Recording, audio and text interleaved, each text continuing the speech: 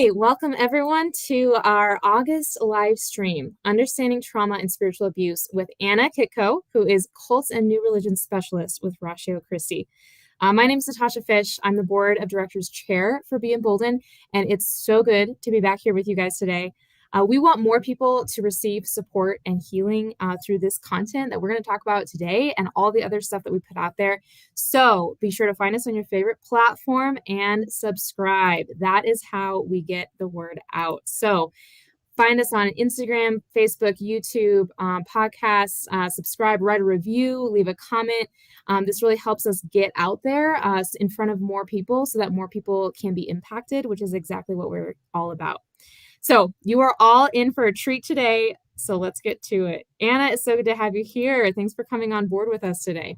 I am thrilled. It's a very great privilege, like we were saying earlier, just to be able to network, right? Mm-hmm. That's the coolest thing you could ever do with this stuff, since it's so hard to find people who are specializing in this. Yeah. And you have some great specialty to bring to the table. So if you guys didn't listen to the podcast with Anna, be sure to check that out. She and Naomi had an amazing discussion about understanding the complexities of trauma and spiritual abuse. And we're going to get to some questions today. We already have a lot of thoughtful questions on this topic. But for those of you listening, please put your questions in the chat. We would love to answer those. So go ahead and throw those in anytime, and we would be delighted to get to those today. So let's dive in. Anna, first question we have here. Let's just start off a little bit here with the context. What is the difference between cult abuse, spiritual abuse, and religious abuse? These are all terms that we've seen used. Are they interchangeable? Are there nuances we should be aware of?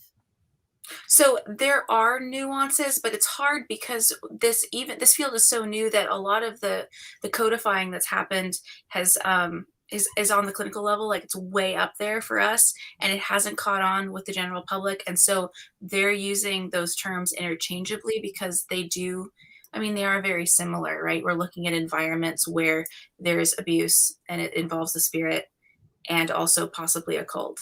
So let's start with just what a cult is. Specifically, cults are spin-offs of religions. Okay, we'll just start there. It doesn't always have to be negative. So you can have a damaging cult, which is a cult that is something that you want to stay away from. And you can just have cults in general that are just like religious, quote unquote, religious cults. And these are spin-off groups. These are, imagine an individual going and starting their own church, planning their own group. They're maybe a little kooky. They don't have any oversight. There's nobody you can go to really complain about the lead pastor, for example.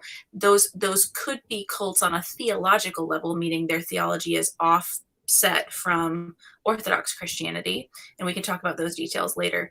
But this is the cult in general, and then you can have damaging, and that means that they have gone a step further in past theology problems or past just separating from a general religion. And they've decided to start hurting people. They started abusing them. It may involve their spirit, it may involve their physicality. It could involve their emotions. We call it coercion in general. And these are control. So we're focusing on control. How much control does this specific group, a third party, have in your life? What do they dictate for you? And we assess those things using a BITE model, which I brought up in the podcast. But if people who are on don't know, BITE stands for behavior, information, thinking, and emotion. It's how we determine how much control a group has and whether or not it's crossed a line. So that's there. You can see how that's kind of a nuanced way of understanding those things. Then, of course, there's spiritual abuse in general. Spiritual abuse can be an individual congregant who is part of a church that maybe is completely mainline and, as far as statement of faith is concerned, theologically accurate, could have perfectly theologically accurate staff, pastors, things like that. But you have someone who's we call it in the field like a malignant narcissist, someone who just really is going above and beyond, and they haven't checked yet or have been checked by church authorities, or they're claiming authority they don't have, and they have way too much say. Again, a BITE model kind of initiative into the congregant's life. So that could be spiritual abuse in a setting that's not necessarily a cult. And then you can have religious abuse, which is kind of similar to spiritual abuse in the sense that these are people who are taking theology and warping it. So we're getting cult-ish, right? So you've got individuals who are like maybe have a weird way of interpreting a certain scripture, or they're using it too often, and it's causing significant damage to other people in their immediate vicinity. And so that's where that can get really complicated fast, because there is a little bit more of an interpretation aspect to it. How much freedom? Usually, we're dealing with this in Christian circles in our country because it's Mhm. primarily Christian-ish type behavior. Christobabble is used, so we're used to that sort of thing. And they're using the Bible, they're wielding the Bible in a way that we haven't seen it wielded that way historically, and then it turns Mhm. into abuse.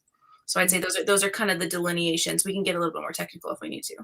Yeah, well, that's a great start, and I would say if anyone wants to get more technical, absolutely would love to connect them with you and have that conversation. Even, in the comments, if people are watching this later and you want to know, like leave a comment. We check them, we'll answer them. So that's a great way to start us off.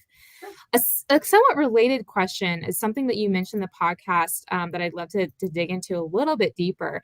Is you mentioned the difference between a human dictating behavior, that control model, versus doctrine dictating behavior, and a human dictating behavior is what would fall under that abuse. So, how can you tell the difference between a human dictating your behavior and doctrine dictating your behavior, especially if maybe the human's telling you the doctrine is where this is coming from? So, can you tease that out for us a little bit? Sure, sure. So we have eyes and functioning brains, and one of the things we have to teach clients is that you need to trust your eyes and your brains when you are reading a text before it's being interpreted. So Mm, interpretation matters. You can make scriptures, any scriptures really, but the Bible in particular, say anything you want it to say if you're going to cherry pick it.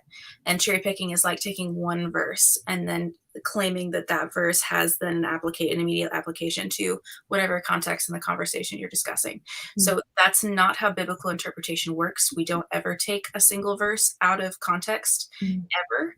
And it may not, the person may not be using it out of context, but the point is you don't know for sure until you go and you read the text yourself. And this is where a study like hermeneutics comes in and is extremely important. Each individual believer has the right to go and search their own respective scriptures, whatever they're looking for, in order to assess whether or not the guru is teaching accurately what is taught in the book. And mm, so, if it's you that's driving your own heel to change your behaviors based upon your reading of the scriptures, that's different than a guru claiming that they have a special revelation that's different or alternative from your interpretation of what you're reading, and them then dictating your behaviors. That's different because it's involving a third party. You have every right to go and speak with whatever deity you would wish to speak with. You do not need an intermediary.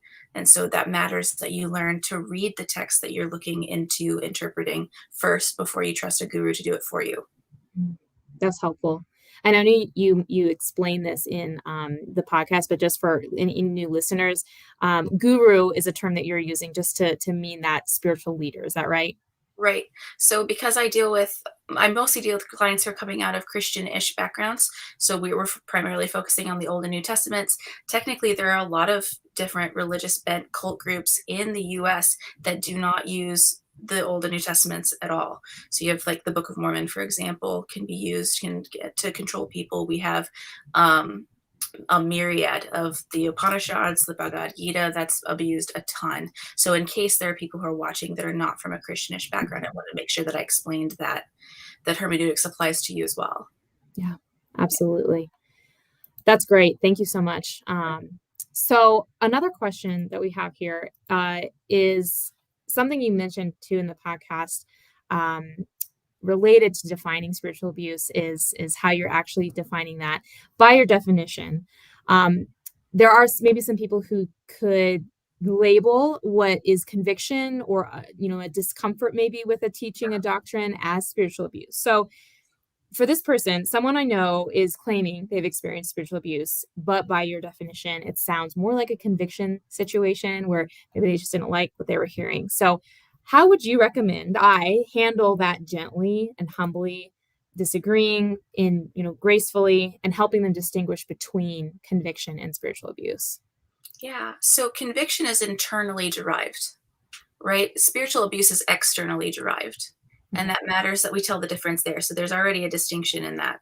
So if you're sitting in a sermon and you're listening to it and you're like, "Oh, that really profoundly struck me. I'm not sure I believe that."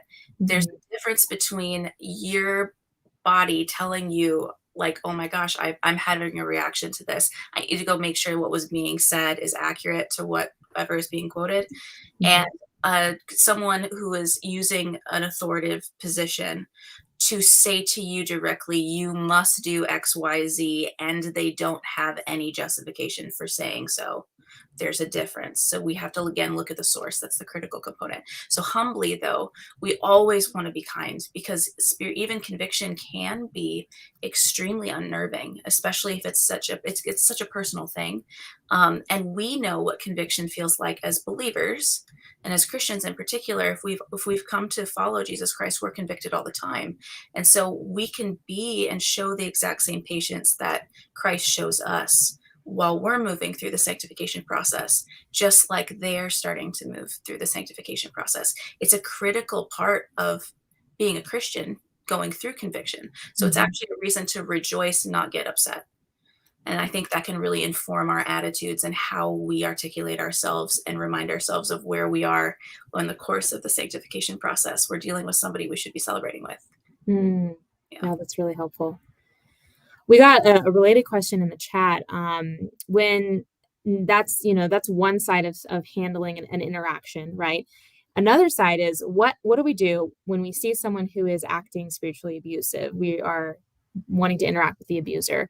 How should we approach talking to that person? Should we just run away? How would you guide us in that? Truth never flees from scrutiny, and I say that in the podcast. That's because I have to browbeat it because we've forgotten that as a culture. And Mm, there's a lot of folks who really they feel like they cannot trust their ears or their eyes, and that they as individuals don't have any say in how to interpret things that are spiritual, and that is not true. Every single one of us has a soul, and we're allowed to investigate these things as individuals. So you are free to do whatever you please. Now, what might be the most wise in that scenario is contingent upon the details. Is your life in danger? So, is this person going to fly off the handle and punch you in the face for confronting them? That matters. I would rather you not get punched in the face. You can do things like write to them, you can do things like bring a friend to confront them. Um, Going to other spiritual leadership in the community is 100% an option that you have. You do not ever have to be alone in confronting these people.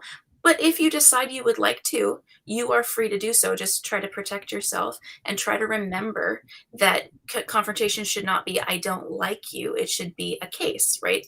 This is why I think this is abusive. Here is my justification. It's not just my opinion.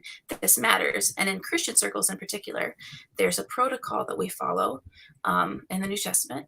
And there's a First Corinthians protocol, and then there's a pastoral epistles protocol, right?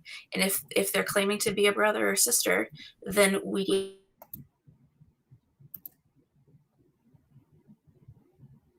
Oh, I think we lost Anna.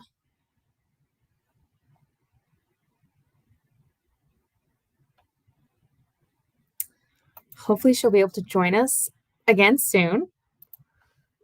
You never know what's going to happen in this day and age of constant virtual the world. Ah. Oh, am I back? you are back I'm back. now. There we I have go. no We idea missed what you. happened. That's okay.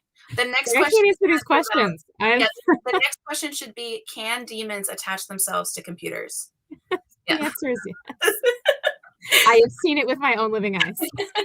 I'm very sorry. I have no idea what happened. Um, anyway, where I don't know where I left off. I was talking about protocol, right? Yeah, yeah. Okay, okay. If you're a believer, if you're a Christian and you're speaking to somebody who's claiming to be a believer, you can't read their hearts, so you can't tell whether or not they're telling the truth yet or not. You can guess, but you should follow the protocol, and that is that you want to talk to them directly first, if you can, to try to give them a chance to correct themselves, and they might. If they don't correct themselves, you come back with a brother or sister to do the same thing. If they continue to say, no, I'm not going to do this, I'm going to continue to behave the way that I'm behaving, then you are free to start teaching everyone and anyone that you wish that this is dangerous and don't go there. Mhm. And in the meantime, anytime your physical safety is in danger, that is an immediate. You can talk to anybody anytime you want to. So I don't want anyone to ever feel like you have to keep things a secret. You never have to do that. You can talk as much as you want. What we want to avoid is unnecessary slander. So until you have absolutely like this person physically abused me, um, I would go ahead and follow the protocol that was laid out in the New Testament because it was written by someone who knows better than we do. And he is infinitely wise. And we want to make sure that we approach that winsomely. As much as I don't like that word lately, it's being overused. But we want to make sure that we give them a chance to correct if we can. Mhm. Good to know about the word winsome. I did not know it was being overused. And maybe it's So just in my circles. I'm hearing it all the time, and I'm like, that word doesn't mean what you're using. Like, there's a good movie quote in there. I'm yeah, terrible at quoting movies, but that I word doesn't mean what you think it means. Princess Bride for anybody out there. Well, that's really helpful and very grounding and gives a lot of options. Obviously, everyone's situation is different, so these The are details great really generalities to yeah. take into account. But seeking counsel with people is really important to make sure you know what the right measure is for your situation. In a positive light of approaching spiritual leadership, all of this is great information. All that you talked about in the podcast is really what this question is referring to, but certainly what we're going to be talking about today as well. How should I approach my church with all of this great information to equip leaders and lay people in engaging well with people who've experienced spiritual abuse? How would you recommend someone do that? Full transparency, get to a point. Now, are we, let me just clarify this. Are we talking about someone who has experienced spiritual abuse and wants to talk about it? Or are we talking about someone who just wants to edify the body of Christ on something we should probably be focused Mhm. That's a great distinction. I think this question is speaking to the latter of someone who wants to edify the body, but I would love to hear the other answer as well. Okay. So if you're looking to edify the body, I full transparency. Some of this stuff I'll give just a warning, just in my experience, and this is just Anna talking. It doesn't mean it's actually true everywhere. I really think that education is really positive, but I have seen some circles that they get overwhelmed by the idea of involving any type of clinical level discussion anytime involving spirituality. Like they want to stay away from it. Psychology in general is seen as a negative or something they have to fear. Know that that's a possibility. You'll know your church Mhm. congregation well enough probably to suspect where that's going to go, and maybe just start a small group to start the education process. It doesn't need to be a giant brash like mini civil war of this has to be focused on right now.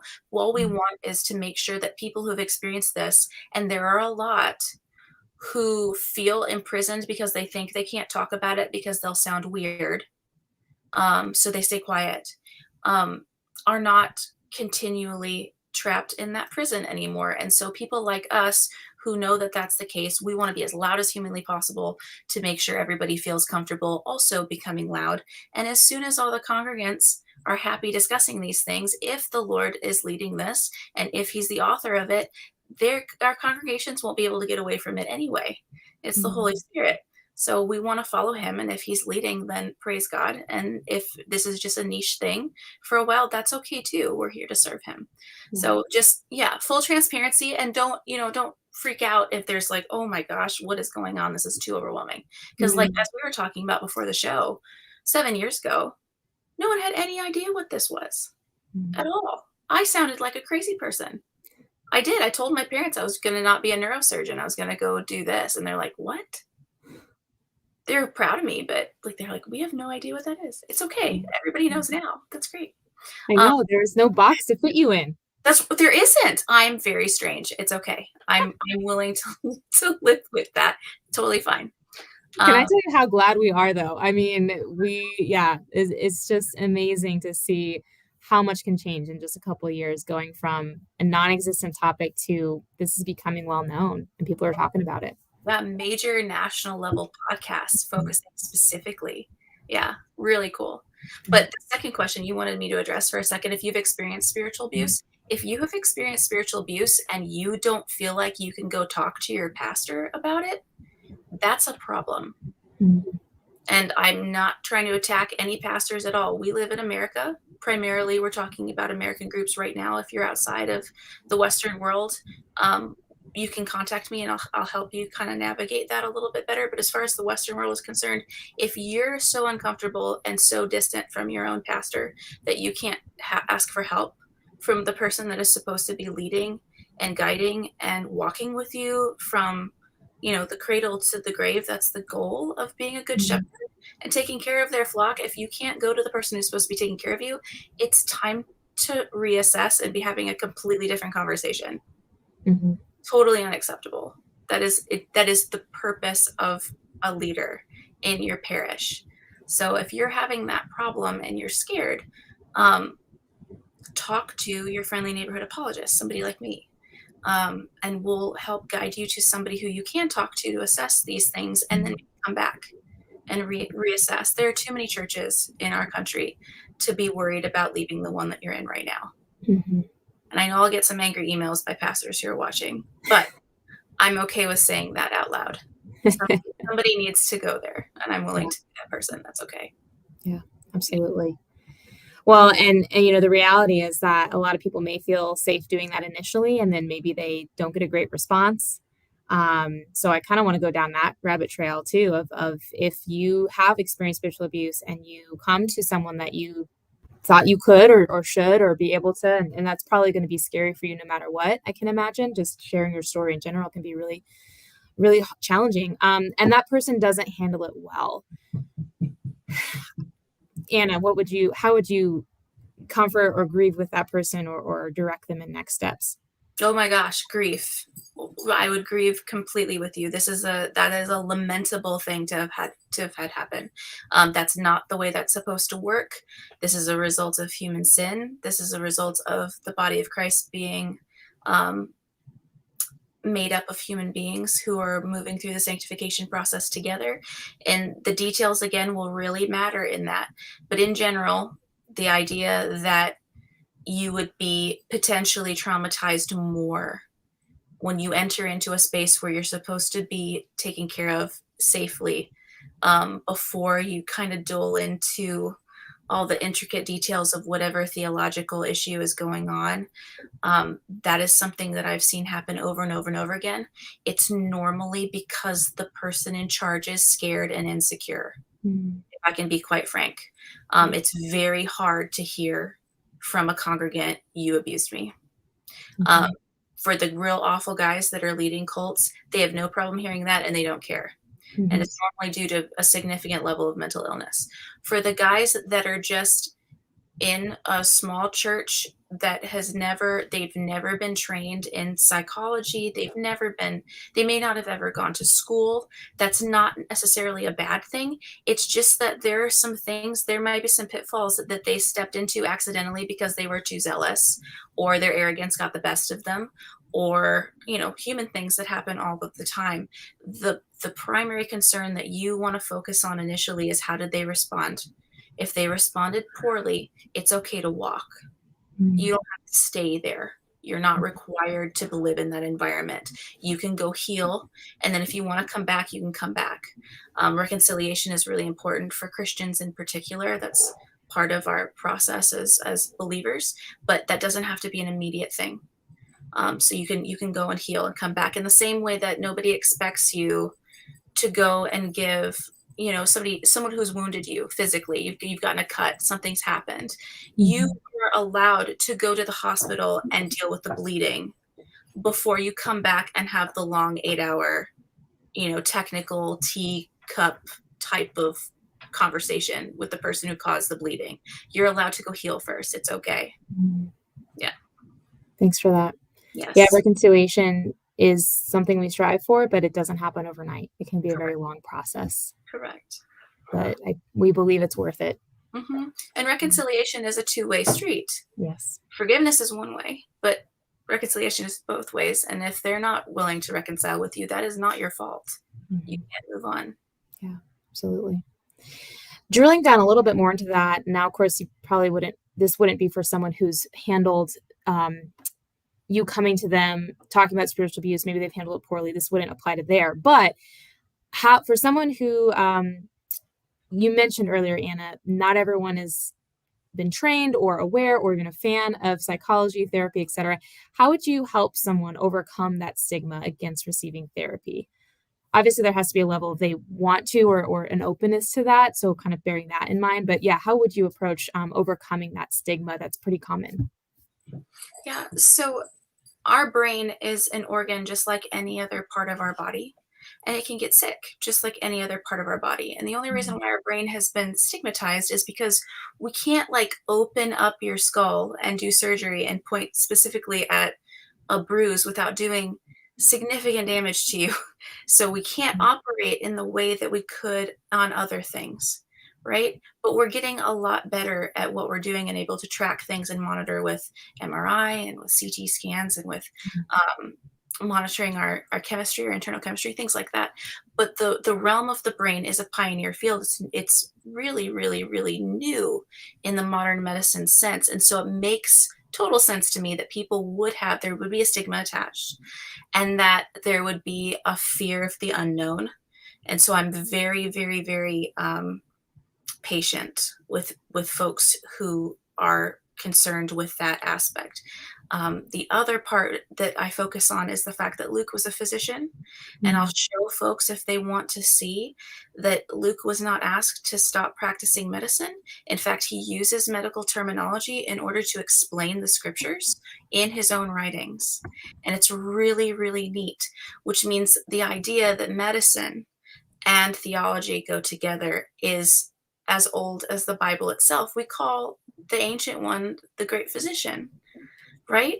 The way we can monitor the fact that Christ made physical contact with physical ailments for people, Mhm. and then he did not make physical contact with people who are dealing with demonic things. We can see those differences, which means the Lord himself was not anti medicine, Mhm. right? All this stuff matters. And really, it's just, as far as I can tell, it's just education and reminding the people in our parishes that there's special revelation, the Bible, and then there's the Lord's natural revelation, which is a distinction that Paul makes in the book of Romans, and that both are from God. And so using both is very, very important. We just need to remember that our test for whether or not we're getting our science right is the scriptures. So we never want to do anything that contradicts them because that would be obviously wrong. That Mhm. wouldn't be a natural revelation from the author of the scriptures themselves. So we want to integrate. We do not want to have one, we don't want medicine, the modern medicine ear, the scientific stuff, to try to unseat the scriptures. We always want the scriptures to be a guide, but that doesn't make medicine bad. It just means that medicine has to be incorporated within the realm of the scriptures. And usually that's met, I have yet to have anybody to really push back at me for that. I've had folks who try with pharmacology. So Mhm. yeah, using prescription medication, things like that. But as far as I can tell, that is a readily accepted thing at across denominations. So hopefully that will work. If it doesn't, let me know. Yeah. Yeah. Well, great. We'll have to put your contact information in the chat, or if people want to reach out to us, we can get them connected with you. Thanks for make yourself so available. Yeah, Yeah, we want this information to help people and serve people, and that integration is so important. Like you mentioned, the head and the heart, the science and the faith, like these go together. They are, and truth does not flee scrutiny. So, great. thanks for those reminders. We got a question in the chat here. Nowadays, a lot of people see themselves as victims and talk about trauma. How do you recognize trauma you've experienced without it becoming a victim mindset? Mm. You're right. The victim mindset is all over the place, and there is. I don't know if it's that we're under the impression as a culture that we're supposed to feel happy all the time. And so if we don't feel happy, then there's something wrong. Because I feel like that's an undercurrent that I'm seeing, but that it's not articulated. And Mm, so how do you identify victimization? One of the things you can do is say to yourself, um, is what I've experienced is the natural emotional response to what I've experienced, depression and anxiety and trauma. automatically? Like, is that something that I'm seeing recurring throughout time? I can measure my personal experience based upon people who have come before me who have presumably experienced something similar. And so that gives us kind of a sense of proportion, right? Over on the big scheme of things, it did what I experienced. Was it actually traumatic, or was it traumatic to me?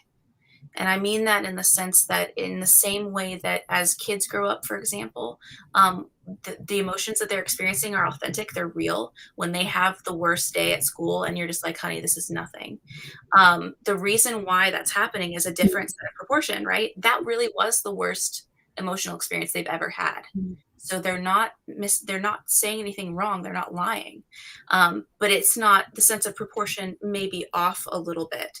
And so it matters that we kind of judge our own senses of proportion against some type of objective standard, whatever that standard may be. I'm not sure that I have one that's for across the board as far as judging levels of trauma.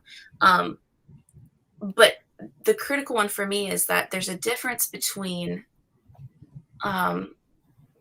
between having something be wrong with your brain chemically, Mm. right?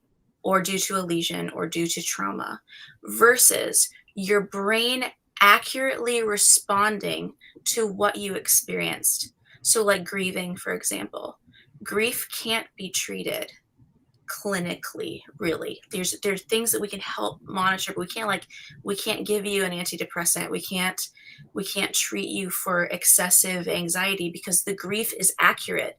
You don't have a brain problem, you just experienced a problem. And Mm. that really matters that we make distinctions. If you've experienced horrible tragedy, um, there may not be anything wrong. You are literally responding to the broken world accurately. And so we need to really be mindful of, to what are we responding? If we went through something really tragic, we should expect to experience the emotions and the brain chemistry that goes along with tragedy. And if that's a chronic thing, then we need to get you out of whatever environment you're in that's so tragic first, or at least try, before we start looking at um, possible brain chemistry problems or possible PTSD and all those things. We need to like just get a measure of what's actually going on, the big picture of your life first. And Mm. I think that might be the key to fixing the proportion problem. I'm not sure. I'm still working through that stuff Yeah. because the Well, details really matter there. yeah. We love hearing your thoughts and hearing what perspective you bring to the table. So thank you. Yeah. Yeah, that's great. Um, Something else you talked about in the podcast was, and it's so important to define terms, like you and Amy talked about, um, this idea that authentic self, for example, being a term you have to define, that we're not talking about, new age self actualization, but just truly, some people just don't know who they are because of the level of trauma and spiritual abuse that they've experienced. Mhm. So, how does someone who's come out of that, how does someone come to find out what they like and desire and who they are, after that cult abuse or spiritual abuse? What are practical steps that people can take? So we call it healthy rebellion at our practice.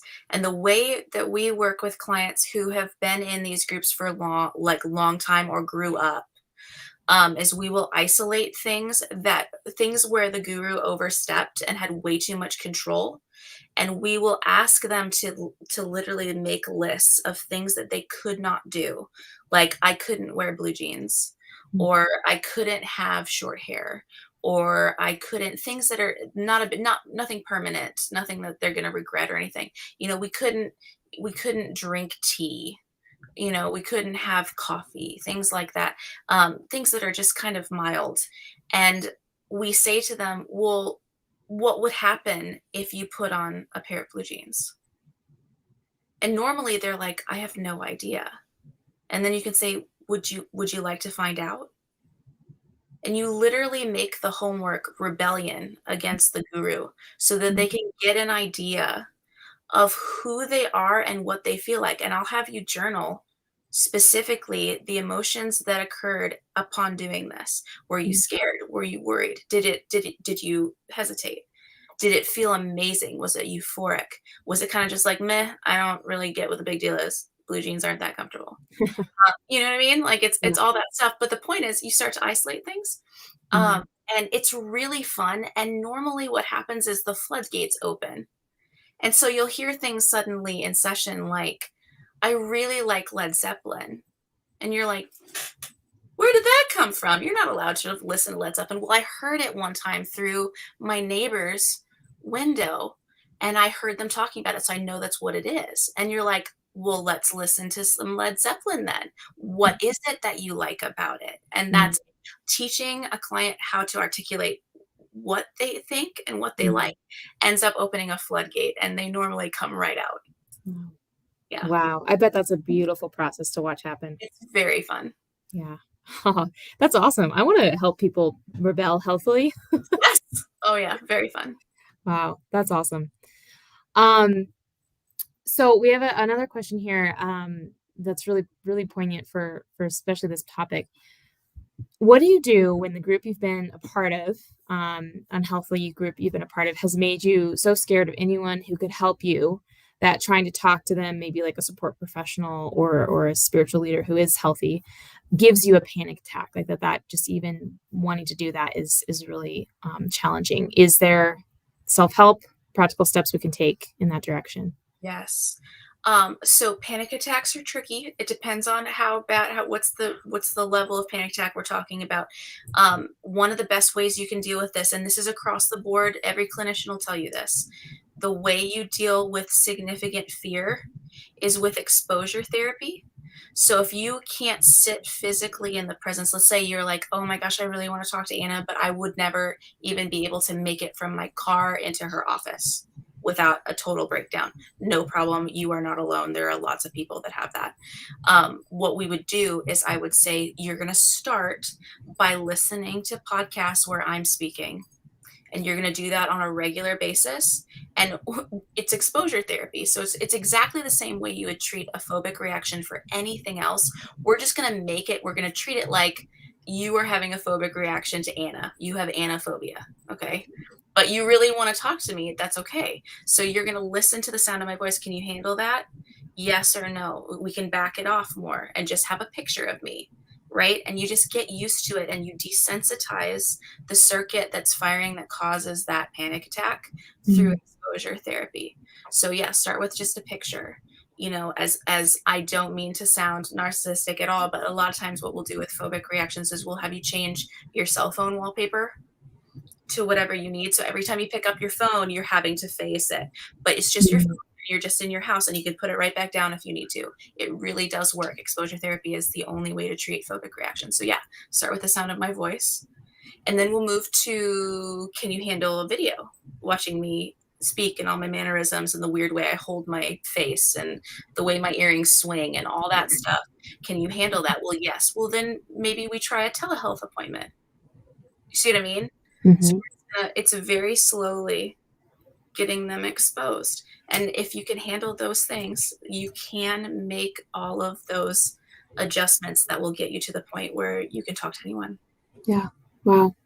That's really helpful, and it's helpful that there's something out there that is called exposure therapy that people can look into, research, build this plan. Because obviously, if they're scared, if they have anaphobia, they're not going to get all these tips and tricks from you. They have to find them and create that plan of like what is the starting point, the picture or the sound bite or whatever. So, do you recommend any like resources with to learn about exposure therapy specifically?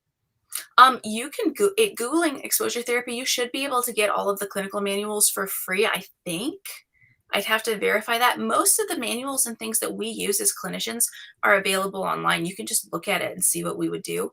Um, so yeah, I would start with Googling, but then past that, if you don't like me in particular, there are other people who I can point you to. There are books if you prefer to read books.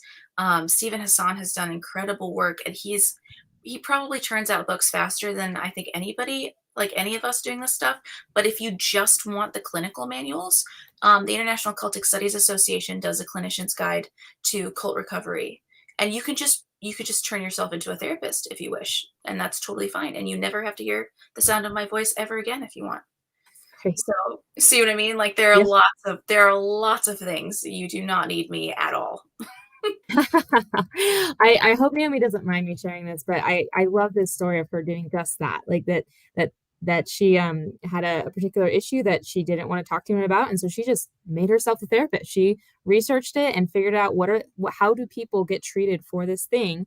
And I'm like, that's brilliant. I mean, that we have access to such great amounts of information that wherever you're at on that journey of engaging in healing, like you can do that. And so it's possible. People have done it. They've come through on the other side. And yeah, take advantage of all the resources out there. Yes, therapy is not magic. We Mhm. should, you need to be able to hold us accountable too. And a good therapist, this is something they need to know too. A good therapist is trying to make it where they don't need you anymore, you don't need them anymore, I should say. Mhm. Um, so they're not there to make you a chronic patient forever. Right. See what I mean? So they should be teaching you all of these things so that you're doing the therapeutic process for yourself Yeah. so that you can move on because it's just a season Mhm. and this isn't permanent and you don't have to be in this category for the rest of your life if you don't want to be. Yeah. Absolutely. And if your therapist isn't doing that, that's a red flag. You can find a Big new red therapist. flag. Yes, big red flag. I think we've had, I forget, I wish I could reference it off the top of my head, but I know we've talked about this before in other episodes, that, yeah, choosing a therapist and how to actually do that. You have the authority to choose a therapist. You don't just have to go with anyone. There are strategic things that you can look for. And Anna, you can probably speak to that better than I can, but that you have the choice to choose a good therapist. Yes, and a good therapist will tell you part of being a therapist is learning how to bond with your client because Mm. it's a very, very, very intimate relationship, right? They're trusting you. If you're not bonding with your therapist is supposed to be like, no problem, I will help you find somebody to bond with. That's the point of therapy. Like, Mhm. you don't, we're not going to come into your house and force you to do anything. But if you're miserable, you can move on. It's Mm. okay. Yeah. Yeah. Absolutely. Or if you learned all you can from that person, there's other therapists that a different time of your life, a different connection will make more sense, a different skill set. I personally, I did a lot of cognitive behavioral therapy, and that was so helpful and effective. And I got to a point where I could hear my therapist in my head, and that was a great compliment. I was like, "Thank you for teaching me this, the tool set, the toolbox that I have that." And I Yeah. felt like I needed something different, and that's been really effective. So there's definitely pros to changing therapists if you feel like you need a different perspective or skill set to help you with where you're at now. Mhm. Exactly. Yeah, it's good. I could talk about therapy all day, so glad you're here. Okay. um, okay, so we got some great questions that kind of have to do with this idea of being trauma informed and maybe some things that are still missing even for trauma informed pastors and therapists. So part one of this question: what are pastors, even trauma informed pastors, missing when it comes to approaching people who have been spiritually abused? In my experience, I think they miss the fact that their presence can be therapeutic in the healing process more than they realize. And so I think the guys who are informed tend to be like, "Oh, I know this. This is trauma. I'm supposed to shut up. We're supposed to get you a therapist." Like they're like, "I'm ready."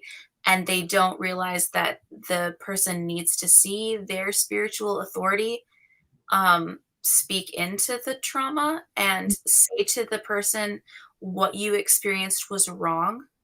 And these are all the ways that they were wrong, and affirm the fact that what they experienced was wrong before they send them to the specialist. Mm, Because there's something about identifying within the spiritual framework from a spiritual leader, another spiritual leader saying out loud, 100% what you experienced was wrong. And that can be really healing and really, and we say affirming, but um it's it keeps the person from feeling gaslit, mhm, which is a very difficult place to live if you're constantly feeling that that's what's going on. So to have that third party that you trusted, that is the spiritual authority, point at another spiritual authority and be like, yeah, no, that's mhm. unacceptable, is way more powerful than I think they realize. Wow. Yeah, I hope any pastors or spiritual leaders out there listening really take that to heart. And I think just another aspect too is that if you just pass on somebody really quickly, they can maybe feel like, oh, I'm just a problem to be passed along to someone else. And so that presence just really speaks to not sending that message and validating someone where they're at. Right. Yeah. So on the other side of that question too is for trauma informed therapists. So Mhm. what are those therapists who are trauma informed? What could they be missing? How would you encourage them when it comes to approaching people who have been spiritually abused? A lot of times what happens is a nuanced form of dissociation.